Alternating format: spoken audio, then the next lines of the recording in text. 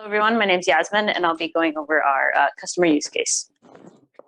So I've been in the area of infrastructure software and SRE tooling for about a decade now. I'm currently VP of product at StormForge, and prior to that, I was senior director of product at Puppet for a little over 5 years. And then before that, I was on the e-commerce side at Staples, an SRE manager there, where I got to kind of see customer side of things. Now I'm on the vendor side of things, so it's been a fun journey here. And I'm really excited to talk about one of the customers that we've been working with as a part of our launch.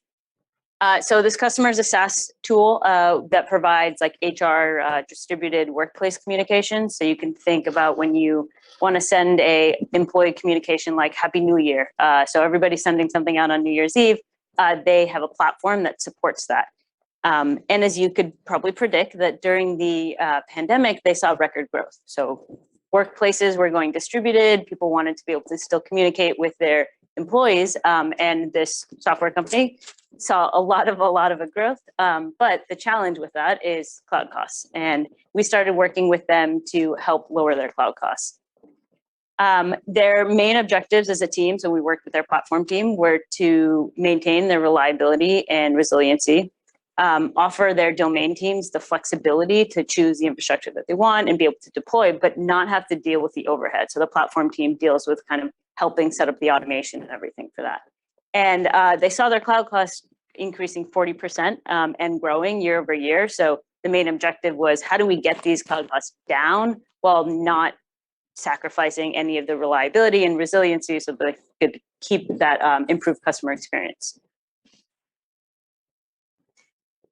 I want to talk a little bit about why they were using the HPA. So this organization, because of the bursty workloads and the nature of their tool, they went with horizontal scaling.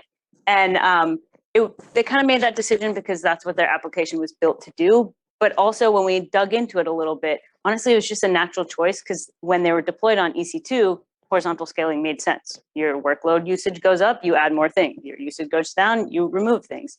So naturally, that's where they went. And their engineers had those skill sets to horizontally scale. And VPA was never even a consideration. So being able to right size was not something that they really dug into. And going back to their main objective, if they want to ensure reliability, resiliency, they want something that scales as the growth scales. The challenge, though, when they set up the HPA was they led to being heavily over provisioned.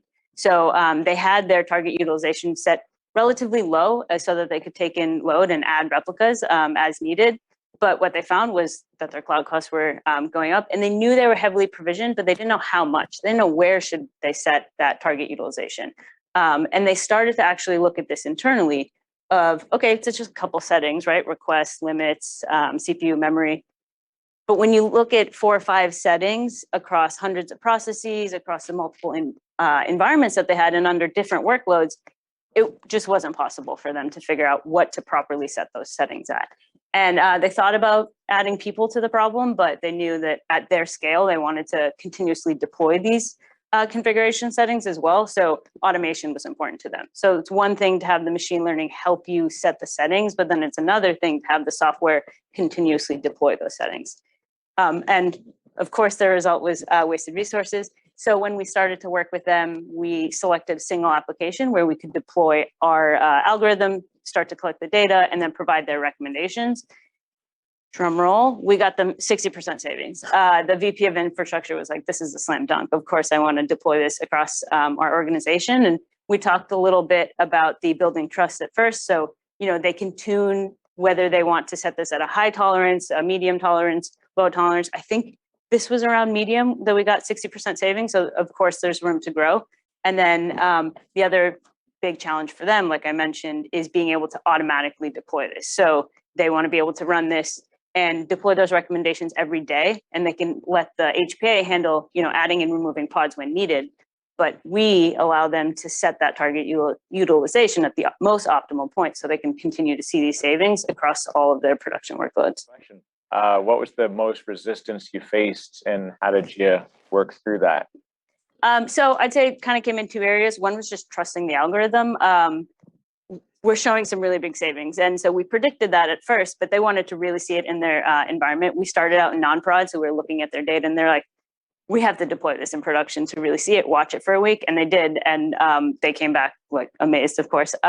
So I would say that's part of it. The other piece is just making sure that they can test the deployment of those recommendations and make sure that their systems are willing to kind of take automated configuration settings deployed at the cadence that they wanted.